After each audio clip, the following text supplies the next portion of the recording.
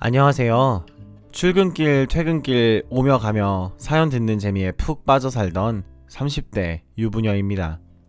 화려한 다른 사람들의 사연에 저도 모르게 감정이입되어 웃기도 하고 울기도 했던 저였는데 이렇게 제가 사연을 신청하게 될 줄은 꿈에도 몰랐습니다. 올해로 결혼한 지 2년차, 아이는 없고요. 아직까지도 신혼의 깨가 쏟아지는 신혼부부랍니다. 아니, 그랬었죠. 불과 얼마 전까지만 해도 평생을 제 남편과 신혼의 재미를 느끼며 할아버지, 할머니 될 때까지 그렇게 행복하게 살 거라고 생각했었죠. 제 꿈은 아주 어릴 적부터 카페 사장님이 되는 것이었습니다. 아직도 어릴 때 외국 영화에서 봤던 한 장면이 생생히 기억납니다.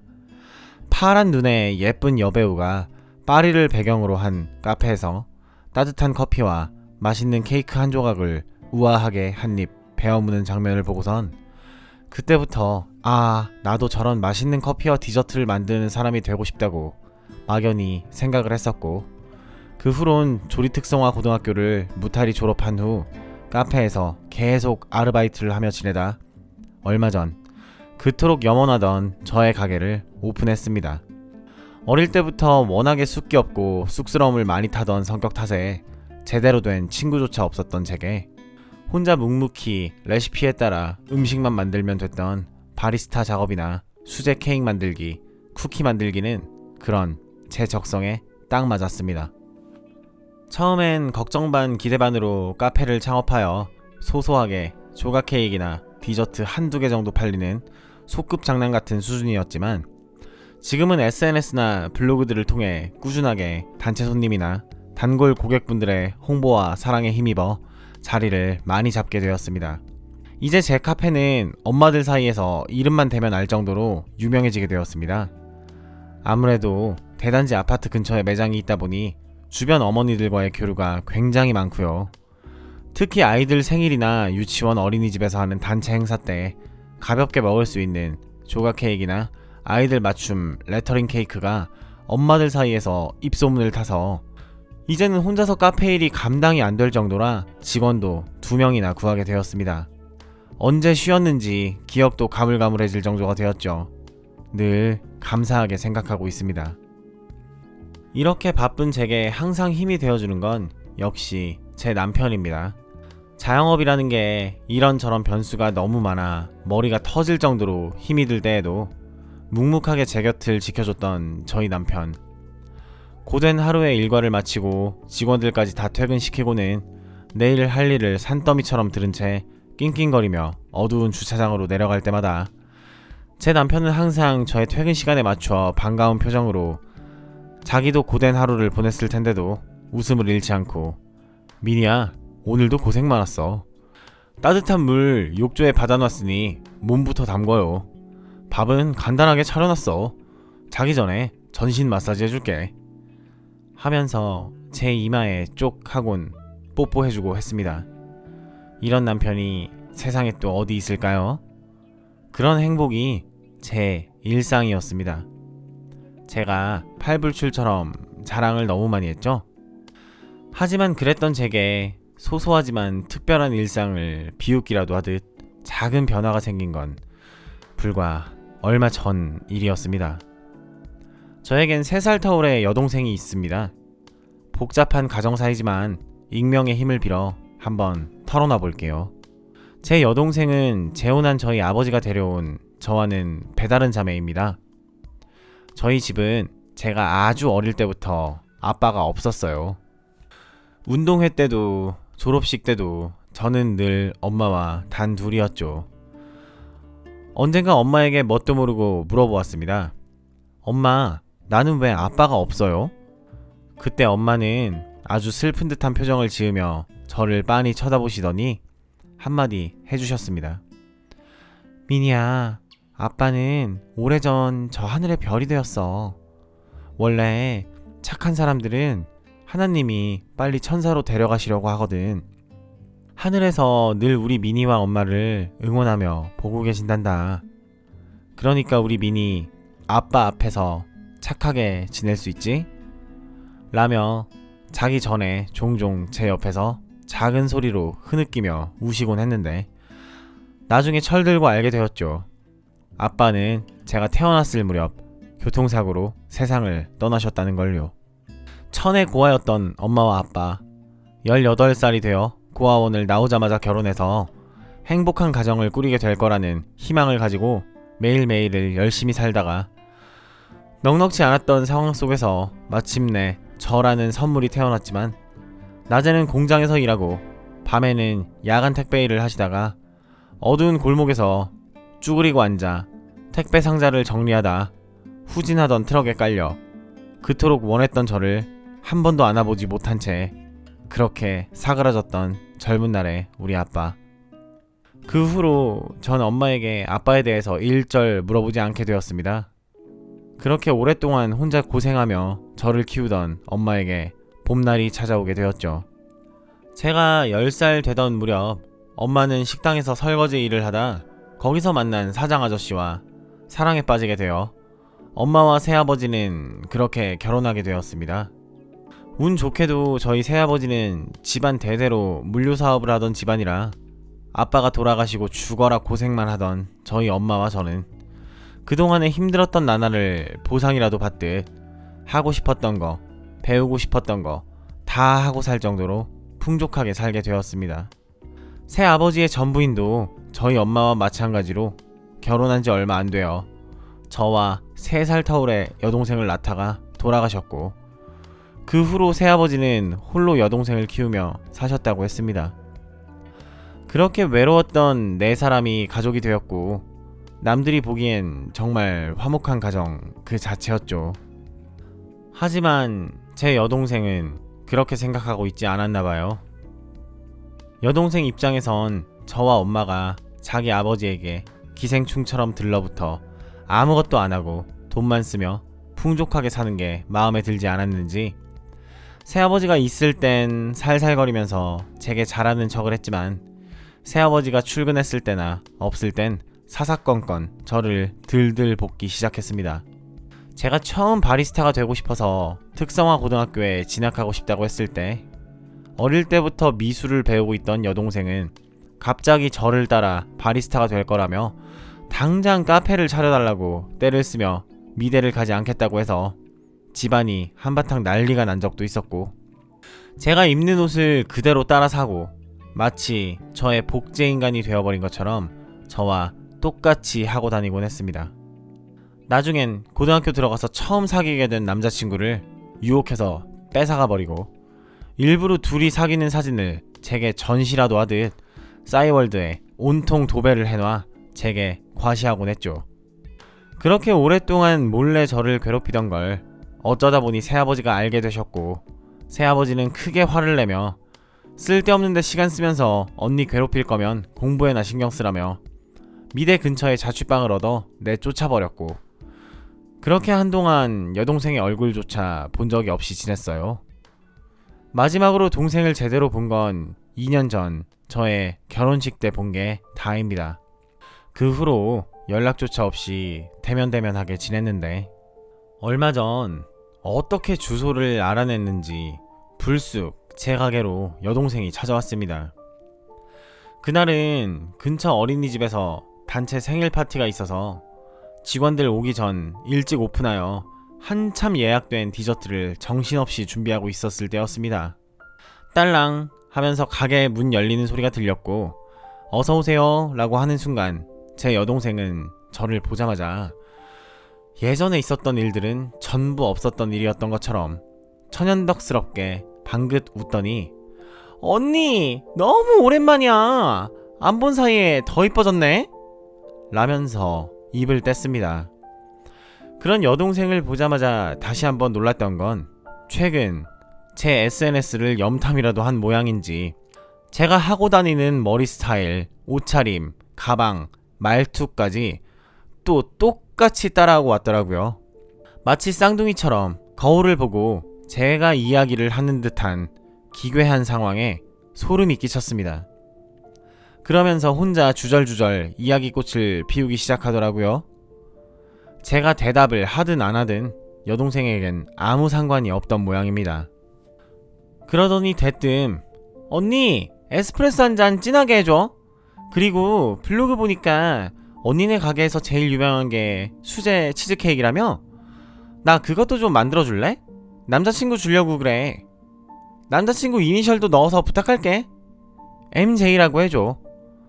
라고 하길래 제가 한숨 한번 쉬며 유진아, 지금 좀 바빠서 그런데 단체 주문만 쳐내고 해줘도 되지?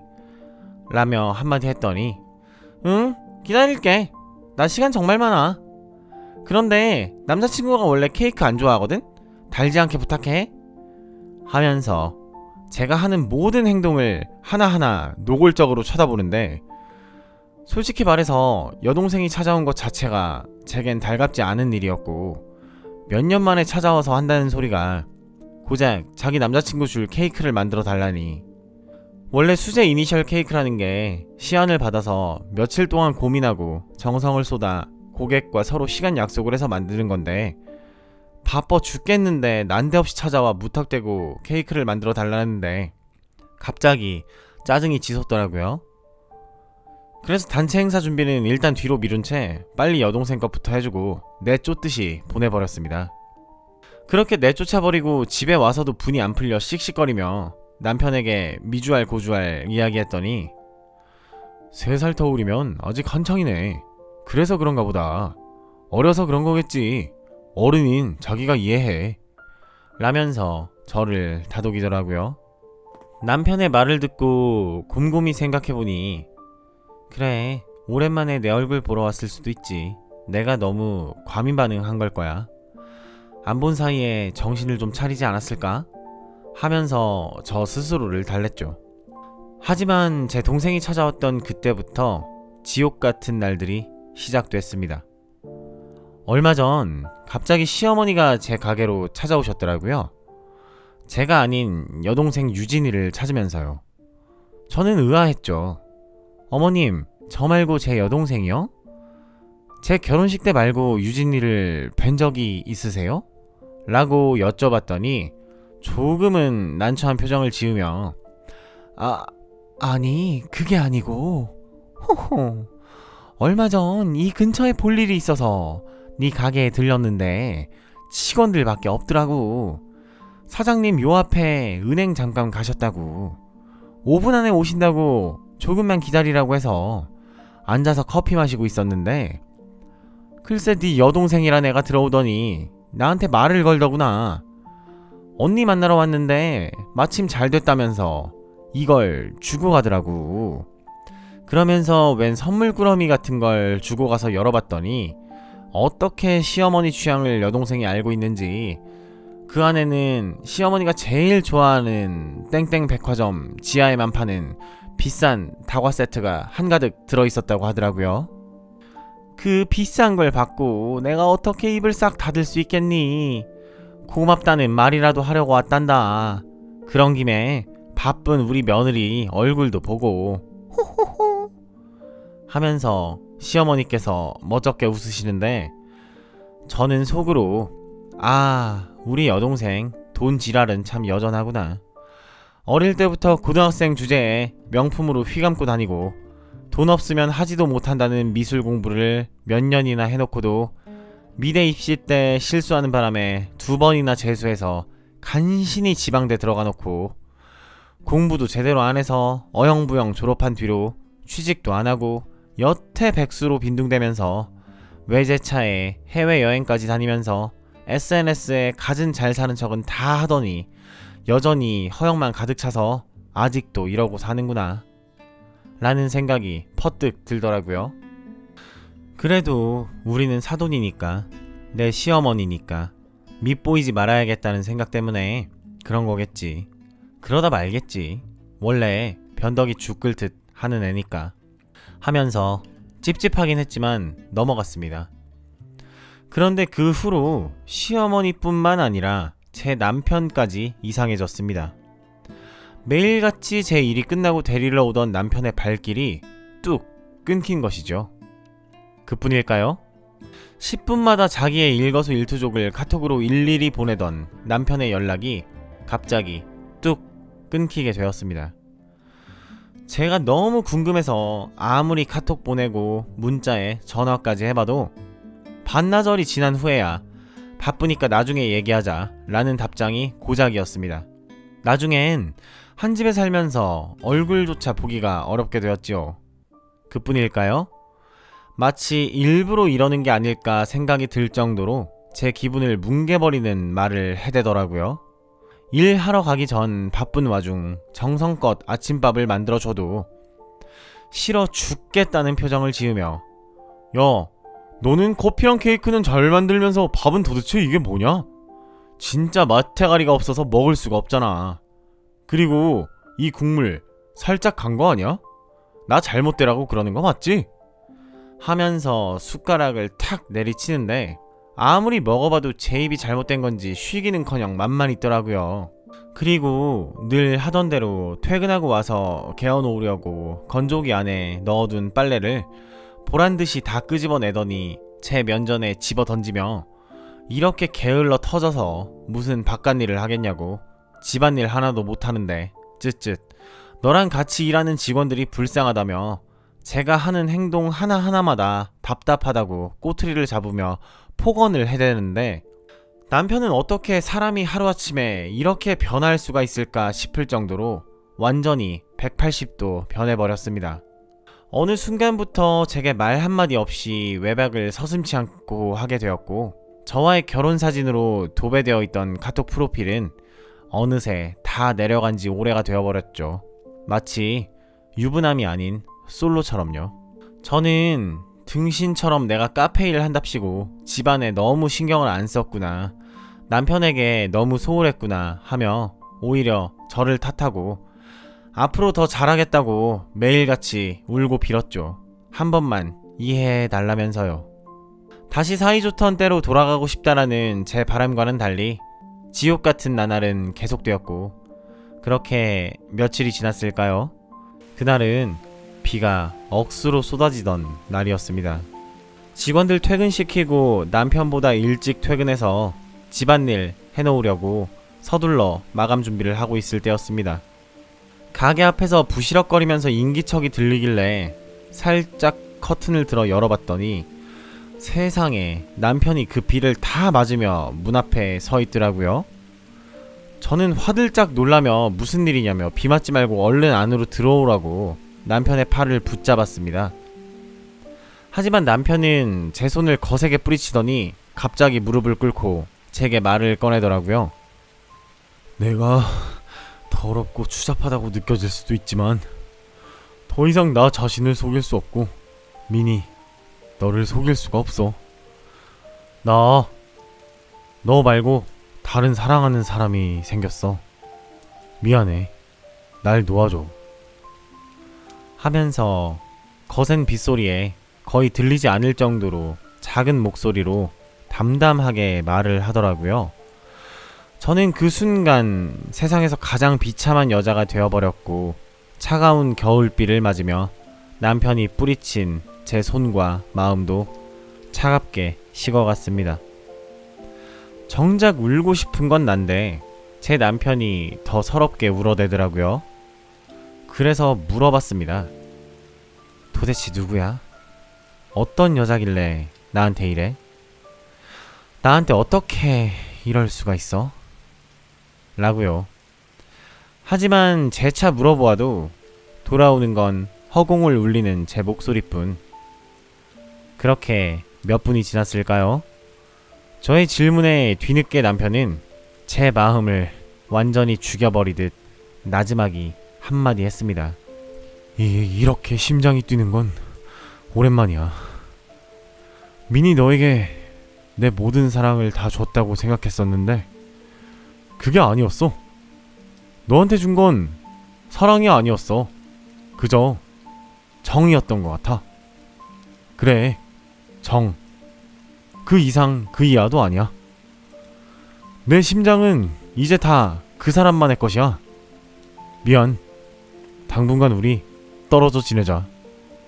라고 뻔뻔하게 대답했고, 저는 그 순간 도로로 뛰쳐나가 차에 치여서 죽어버리고 싶었습니다. 어떻게 집에 돌아왔는지 기억도 나지 않습니다. 한겨울에 그 비를 몇 시간을 맞고 그렇게 며칠을 감기로 알아눕게 되고 앓는 내내 텅 빈 방 안에서 다 꿈일 거야 라며 일어나면 내 옆에 남편이 있을 거야, 이건 악몽이야 하면서 울며 보냈습니다.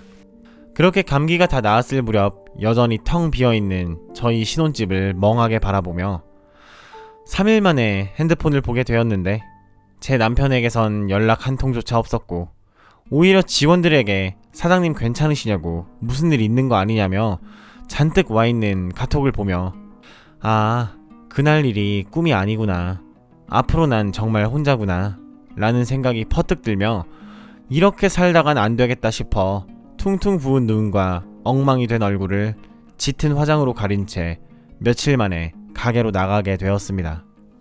불행 중 다행으로 가게는 졸업식을 맞아 주문이 미친 듯이 밀려들어와 남편에 대한 생각은 점점 수면 밑으로 가라앉게 되었죠. 하지만 저에게 닥친 시련은 그게 끝이 아니었습니다. 며칠 후 바쁘게 일하던 제게 또다시 여동생이 찾아왔죠.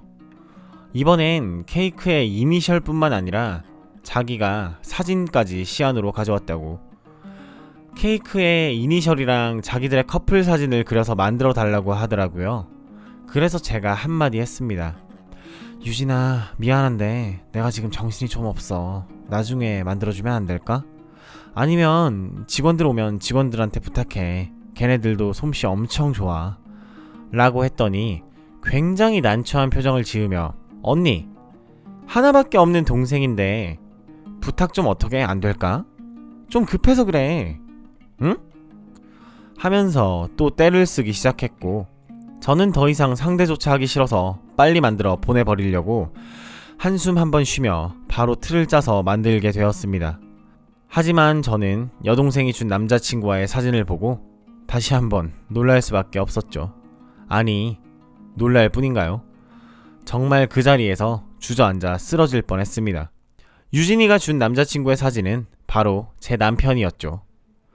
그 사진을 자세히 보니 저와 첫 데이트로 갔던 놀이동산에서 찍은 사진으로 여느 연인들처럼 어깨동무한 채로 서로 다정하게 V를 하고 있었죠.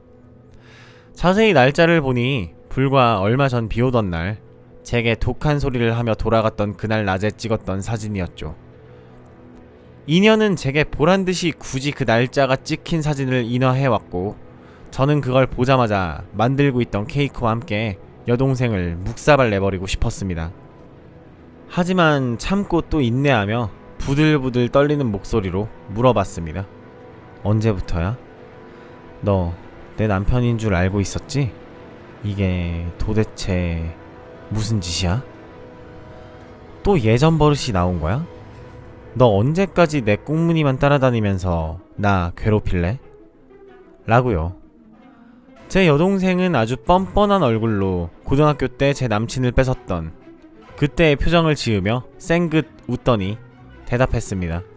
당연히 언니 남편인 줄은 알고 있었지. 그런데 그렇게 좋은 남자일 줄은 몰랐어. 얼마 전 언니 보러 카페에 들렀는데 그이가 나한테 너무 다정하게 대해주는 거 있지? 나 보자마자 사랑에 빠져버렸어. 언니한텐 미안하지만 나도 내 사랑은 중요하지 않겠어? 이왕 이렇게 된 거 언니가 양보해줘. 난 평생을 언니한테 양보만 하면서 살아왔어. 우리 아빠 언니만 없었으면 꿰찼을 착한 딸이라는 수식어. 어느 순간부터 난 늘 언니랑 비교당하며 살았어.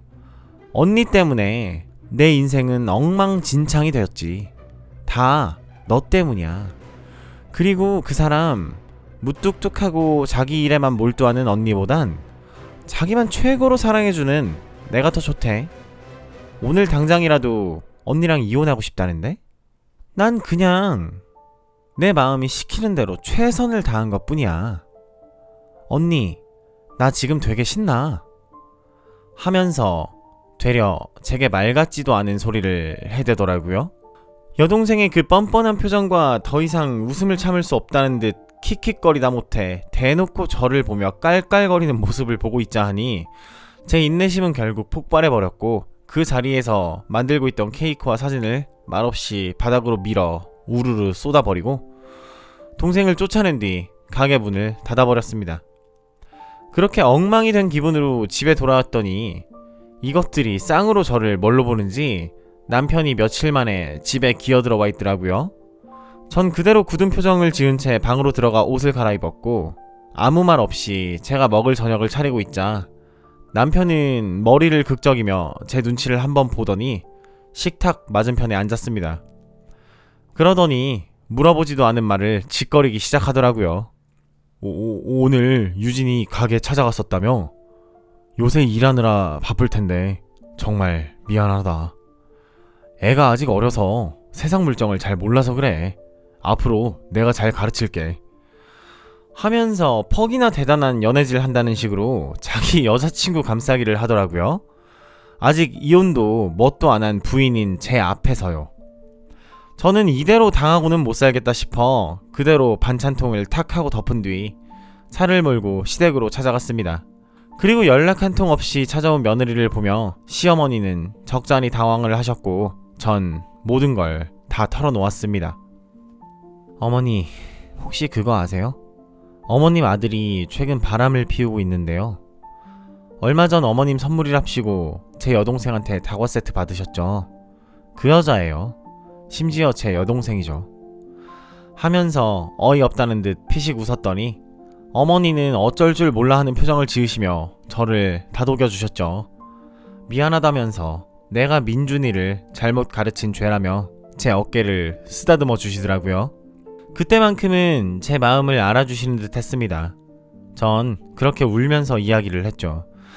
저희 아직 아이도 없고 이대로 못 살겠습니다. 어머니, 저 이혼하고 싶어요. 라고요. 그 순간 제 어깨를 감싸 안으며 토닥여 주시던 어머니의 손길이 갑자기 멈추더니 얼굴이 차갑게 변하면서 제게 말씀하시더라고요. 무슨 소리니 미니야? 이혼을 한다고? 내 아들을 이혼남으로 만들 셈이야? 너 하나만 참으면 되는 걸 우리 집안에 먹칠을 할 셈은 아니지? 그건 안 된다. 하면서 무서운 표정으로 제 어깨를 꽉 잡더니 말을 이어갔습니다. 예, 남자는 원래 그런 존재야. 그 여자애 아직 어리다며. 그냥 불장난 같은 거야, 불장난. 남자들은 원래 한 번씩 다 바람 피운단다. 바람 안 피우는 남자 있으면 나와보라 그래. 원래 그런 일이 생기면 여자는 내조하면서 살살 달래가며 남편이 집안으로 돌아오게만 하면 되는 거야. 괜히 일 크게 만들지 마라. 네 동생 애 순하고 착해 보이드만. 네가 중간에서 중심 잡고 남편이랑 동생한테 말만 잘하면 교통 정리돼서 다시 돌아올 거야. 이 어미도 민준이한테 잘 얘기해보마. 내 말 잘 알아들었지? 부탁한다. 하면서 자기 할 말만 하며 제 입을 그대로 막아버리셨습니다. 그 순간 피가 거꾸로 솟은 느낌이 들었죠. 아, 이것들 다 한통 속이구나. 이 세상에 내 편은 없구나 하면서요. 그렇게 모멸감에 부들부들 떨고 있는데 마침 퇴근한 도련님이 집으로 들어왔습니다.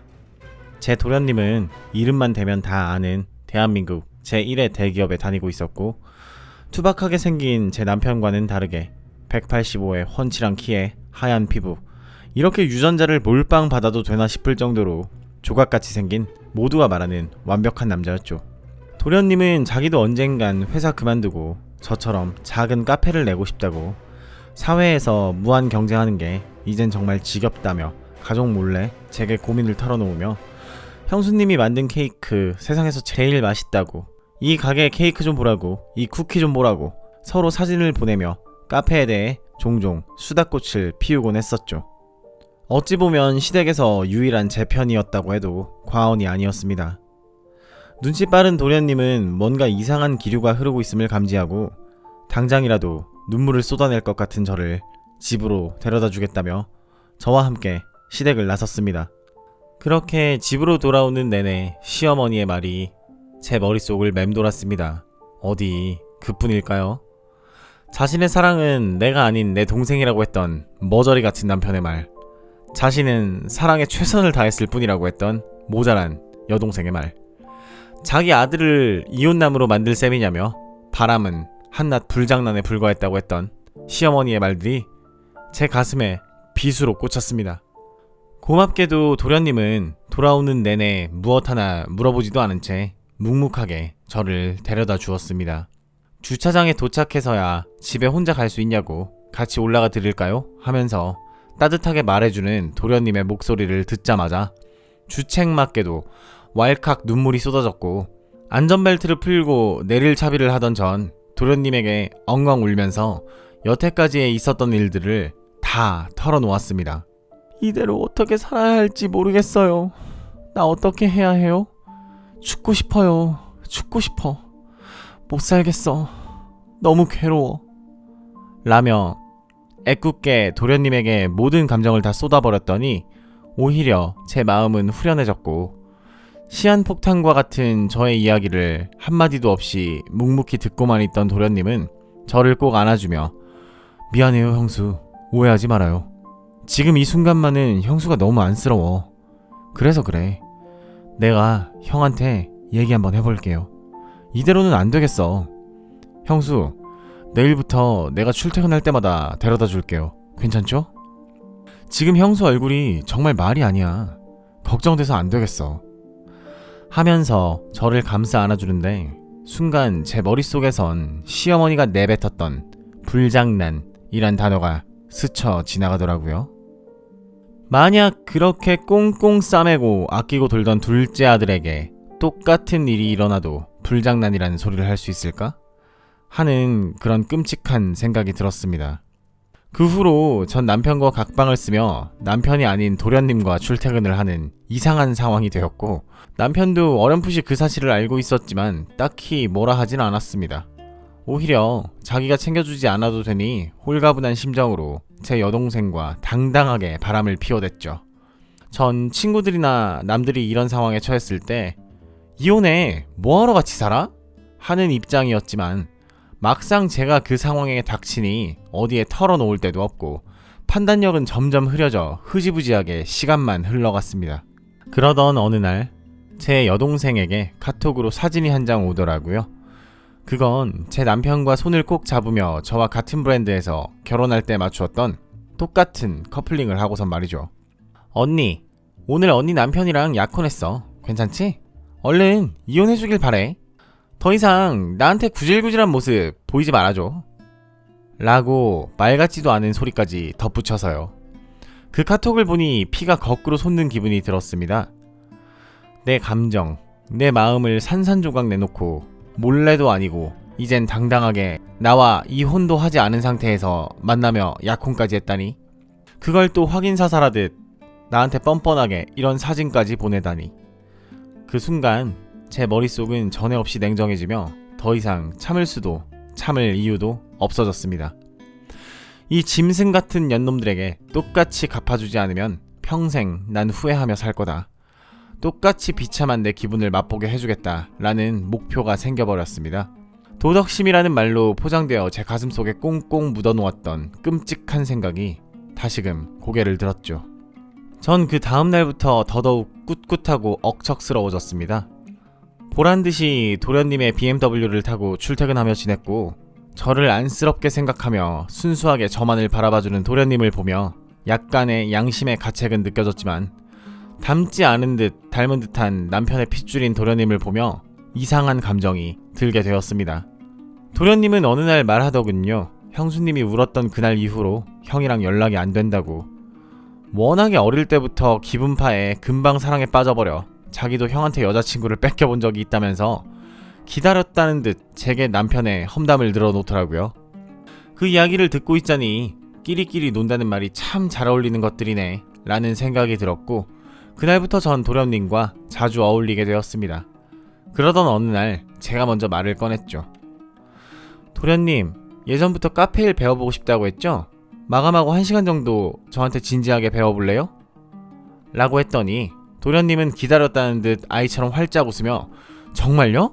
그래도 돼요? 저 진짜 카페에 찾아갈 거예요? 라고 대답했고 그 후로 매일같이 붙어다니며 가까워지기 시작했습니다.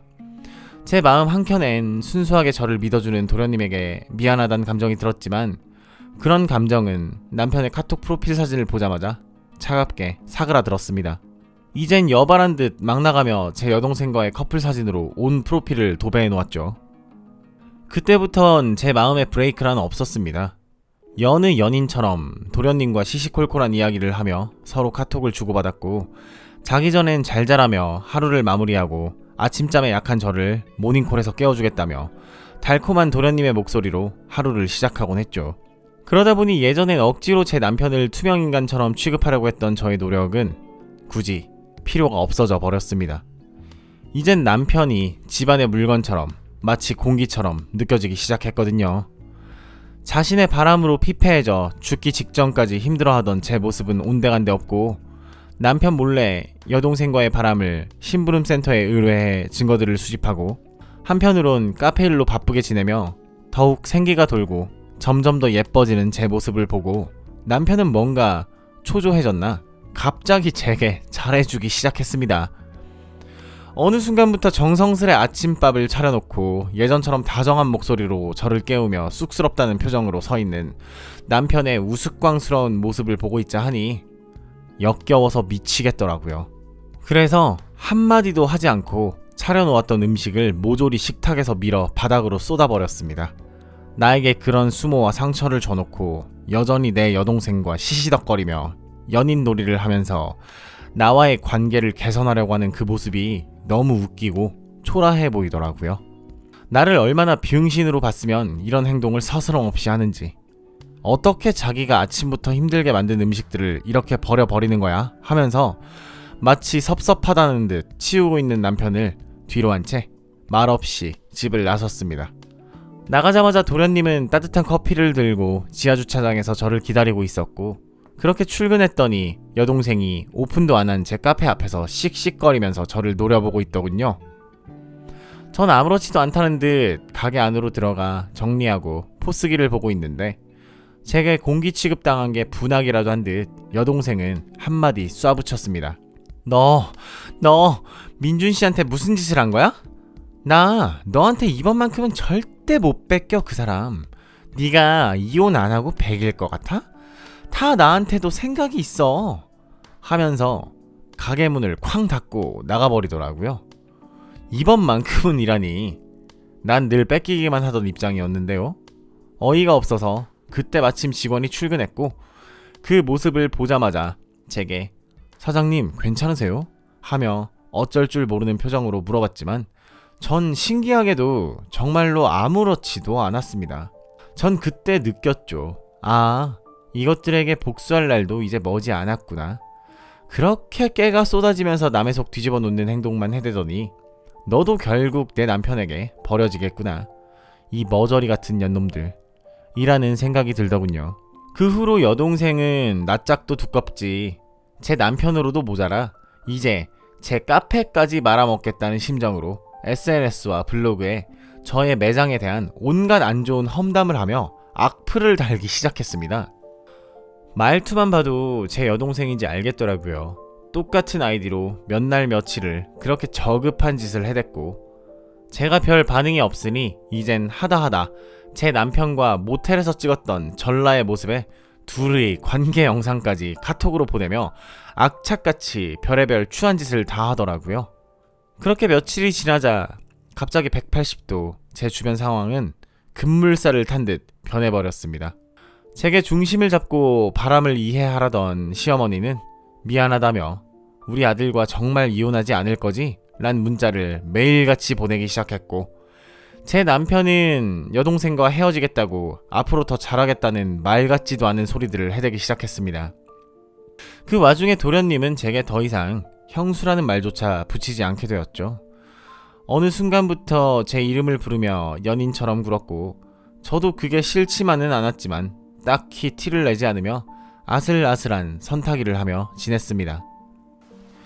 그렇게 겨울이 끝나고 따뜻한 봄이 성큼 다가온 어느 비오던 날 밤, 가게 앞에서 인기척이 나서 커튼을 열어보니 남편이 우산을 쓰고 멋쩍게 웃으며 오늘 비가 많이 온대 미니야. 우산 안 가져왔지? 데리러 왔어. 하며 서 있더라고요. 어처구니가 없는 상황에 마침 타이밍 좋게 도련님이 여느 때처럼 가게 앞에 차를 대고 저를 데리러 왔더라고요. 전 드디어 때가 왔구나 하면서 가게를 나섰습니다. 두 남자가 비를 맞으며 나를 기다리고 있는 이 상황이 너무나도 웃기더라고요. 전 활짝 웃으며 주저없이 도련님을 선택했고, 민재씨 늘 데리러 와줘서 고마워 라며 연인처럼 도련님의 팔짱을 꼈고, 그 순간 도련님은 얼굴이 새빨갛게 붉어지며 미니야 너무 늦었지? 얼른 가자 비 맞겠어 하면서 제 쪽으로 우산을 씌워주며 어깨를 감싸주더라고요. 그 상황을 뻥진 채로 우산까지 떨어뜨리며 바라만 보던 남편에게 한마디 했습니다. 미안 민준씨, 나 오늘은 늦게 들어갈 것 같아. 얼른 가자 민재씨, 나 너무 피곤해 라고 말하며 남편의 어깨를 탁 치고 도련님의 차를 탔죠. 제 남편은 비가 오던 그날 제가 그때 느꼈던 감정을 느끼며 무릎을 꿇은 채 한참을 저와 도련님이 탄 차를 바라보며 백미러에서 점이 된 채 빗속으로 사라져갔습니다. 그렇게 도련님 차를 타고 돌아오는데 그 모습이 얼마나 웃기고 후련하던지 속으론 통쾌해서 웃음이 다 나더라고요. 도련님이 차 안에서 조용히 앉아있자니 문득 제 손을 잡으며 물어보더라고요. 형이 있는 집으로 돌아갈 거야? 오늘 밤만큼은 안 가면 안 돼? 하면서 저를 쳐다보는데, 어차피 멀쩡한 부부 사이를 엉망진창으로 만들어버린 건 남편과 여동생인데 내가 앞뒤 가릴 게 있나 싶어 저도 한마디 했습니다. 도련님, 저랑 오늘 밤 불장난 하실래요? 그 말 한마디에 도련님은 아무 말 없이 저를 진지하게 바라봤고 그렇게 저희 집으로 향하던 차를 돌렸습니다. 물론 그 다음날 시댁은 발칵 뒤집어졌습니다. 잘난 본인의 아드님에게 모든 이야기를 다 들었는지 시어머니는 씩씩거리며 저와 남편을 시댁으로 소집시켰고, 전 쾌재를 부르며 그간 그것들의 모든 불륜 증거가 담긴 서류 봉투를 들고 시댁으로 찾아갔습니다. 문을 열고 들어가자마자 시어머니는 저를 죽일 듯이 노려봤고 제게 악다구니를 지르며 소리를 지르더라고요. 너 어제 민준이한테 다 들었다. 어떻게 네가 그럴 수가 있니? 민준이도 모자라 우리 둘째 아들 민재까지 꿰차고 들어? 이런 불려시 같은 년! 민재만큼은 안 된다! 하면서 제 뺨을 내리쳤고, 그걸 보자마자 제 남편은 사색이 돼서 시어머니를 말렸죠. 그렇게 전 차가운 바닥으로 내 동생이 쳐졌고, 그때 마침 누군가가 초인종을 누르더군요. 그건 제 여동생이었습니다. 전 이 상황이 내심 너무 웃겼습니다. 그래서 벌떡 일어나 제 집인 양 문을 열어주었죠. 제 여동생은 제 얼굴을 보자마자 흥분하여 저를 밀치고 시댁으로 신발도 벗지 않은 채 들어와, 그런 여동생을 보자마자 시어머니와 제 남편은 경악을 금치 못했습니다. 저희 시댁은 대대로 교육자 집안으로 대단하신 남편께서 곧 교장으로 퇴임을 하니마니 하는 찰나에 그 조용하던 동네에 이 집 아들이 바람이 나서 집안이 한바탕 뒤집어졌다는 걸 동네방네 소문이라도 내듯 여동생이 현관문을 활짝 열고 떠나가라 고래고래 소리를 지르기 시작했죠. 어떻게 민준씨 나한테 이럴 수 있어? 언니랑 곧 이혼한다고 하지 않았어? 어머니, 저한테 어떻게 이래요? 저랑 그 후로 계속 만나고 곧 저를 며느리로 맞이해준다고 하지 않으셨어요? 저 임신했어요! 하면서 말이죠. 그 우스꽝스러운 상황에 온 동네 사람들이 무슨 일이냐며 수근거리면서 시댁 앞으로 하나둘 모이기 시작했고, 너나 할 것 없이 글쎄 이 집 아들이 바람나서 난리난 모양이야 하며 쯧쯧거리기 시작했고, 시어머니는 새빨개진 얼굴로 아무것도 아니라며 주민들을 방 강제로 내쫓으며 문을 쾅 닫아버렸습니다. 그렇게 혼이 다 빠져 넋놓고 앉아있는 시어머니, 남편, 여동생 3명에게 제가 가져온 서류 봉투를 우수수 쏟아버렸습니다. 그 안에선 차마 보기에도 민망한 남편과 여동생의 불륜 증거가 낱낱이 쏟아져 나왔고, 그 와중에 제 여동생은 남편의 팔짱을 끼며 이 남자는 절대 못 뺏긴다는 표정으로 저를 악독하게 쳐다보고 있었죠. 그 서류들을 보자마자 시어머니는 울먹거리며 제게 이야기했습니다. 민희야, 이건 아니다. 살다 보면 인생에 있어 이런 일은 정말 아무것도 아니야. 내가 이것들한테 좋게 타이를 테니 네가 이해해주면 안 되겠니? 하다못해 시아버지 교장 퇴임하기 전까지만이라도 부탁한다. 내가 이렇게 빌 테니 우리 둘째 아들과는 더 이상 만나지 말아다오.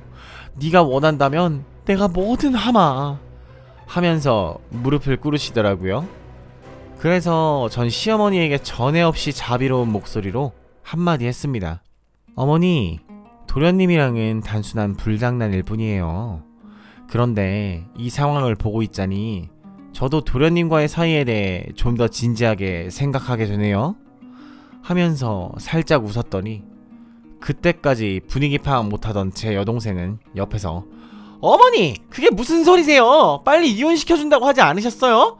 하면서 소리를 질러댔고 전 그런 여동생에게도 다른 서류를 꺼내 얼굴에 집어 던져주었습니다. 그 서류는 여동생이 저와 제 카페에 대해 몇 날 며칠 악플을 달며 카페 매상에 차질을 주었던 근거와 명예훼손으로 고소한다는 고소장이었죠. 전 여태까지 아무런 대응을 하지 않았으니 여동생 입장에선 마른 하늘에 날벼락 같은 일이었겠죠. 그걸 보자마자 여동생은 갑자기 태세를 전환하더니 어떻게 하나뿐인 가족한테 이럴 수 있어? 나를 전과자로 만들 셈이야? 당장 취하해! 하면서 제 손을 잡고 엉엉 울며 빌기 시작했습니다. 그 와중에 남편은 이제 제 마음을 돌리는 건 힘들겠다 싶었는지 여동생이라도 잡으려고 여동생의 편을 들며 처제가 아직 어려서 그렇잖아. 민희야, 이번 한 번만 네가 이해하고 참으면 안 될까? 하면서 세상 멍청한 표정을 짓더라고요. 저는 모두의 앞에서 바란 듯 저의 새아버지와 엄마에게 영상통화를 걸어 여동생이 한 모든 일들과 남편 그리고 시어머니에 대한 일들을 낱낱이 일러 바쳤고 조용히 듣고만 있던 저의 새아버지는 이를 부득부득 깔며 여동생에게 주는 용돈이나 모든 후원을 일절 끊고 앞으로 내놓은 자식처럼 쥐 죽은 듯 살게 하겠다며 제게 미안하다고 이야기했습니다. 그걸 듣자마자 언니가 어떻게 나한테 이럴 수 있어? 누구 인생을 망치려고? 나 아빠 돈 없이 못 살아! 하면서 소리 지르는 여동생과 남편 그리고 시어머니라는 이름의 머저리들을 뒤로 한 채 홀가분한 마음으로 시댁 문을 박차고 나왔습니다. 며칠 후 제 변호사는 남편의 직장으로 여태껏 모아뒀던 수백 장의 불륜 증거와 이혼 서류가 든 서류를 보내버렸고 그걸 받은 경리과에선 한바탕 난리가 났으며 한동안 남편에겐 맞벌이하면서 착실하게 사는 마누라를 두고 마누라 여동생이랑 바람난 인면수심의 짐승이라는 소문이 꽤 오랫동안 꼬리표처럼 붙어 다녔다고 합니다. 그리고 모든 이혼 유책 사유는 남편에게 있으니 공동명의던 아파트와 남편의 재산 분할까지 깔끔하게 반으로 제게 다 넘어왔고요. 이 모든 건 뒤늦게 사실을 알게 된 새아버지가 비싼 로펌에서 변호사를 다시 선임해주신 덕분이었습니다. 역시 비싼 변호사를 쓰니 돈이 좋긴 좋더라고요. 저 혼자였으면 끙끙 앓으며 어떻게 해야 할지 우왕좌왕했을 텐데 하나부터 열까지 제가 신경 쓸 필요가 전혀 없었습니다.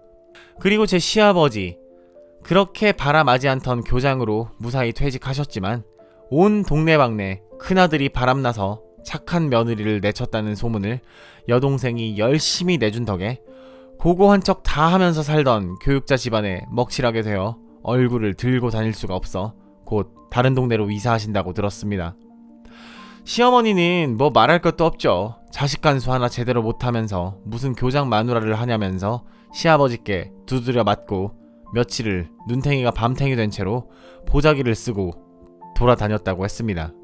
제 여동생은 그 후로 제 전남편에게 들러붙어 절대로 버림받을 수 없다면서 임신 소동까지 일으켰지만 알고 보니 거짓말이었고 자기는 거짓말하는 여자랑은 못 산다며 남편에게 헌신짝처럼 버려져 새아빠한테는 용돈 한 푼 받지 못한 채 낡은 원룸으로 이사가 초라하게 살고 있다고 했습니다.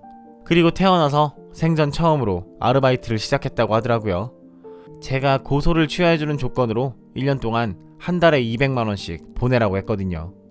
처음엔 난리치면서 그럴 수 없다고 아빠한테 돈 한 푼 못 받는 것도 억울한데 내가 미쳤다고 돈을 보내겠냐면서 카톡과 전화로 또 욕지거리를 해대길래 전 그마저도 증거로 모아 변호사를 통해 다시 여동생 앞으로 고소장을 보냈고 그때부턴 인연이 드디어 정신을 차렸는지 앞으로 군말 없이 돈 벌어서 보내겠다고 잘못했다고 그날 바로 전화와서는 싹싹 빌더군요.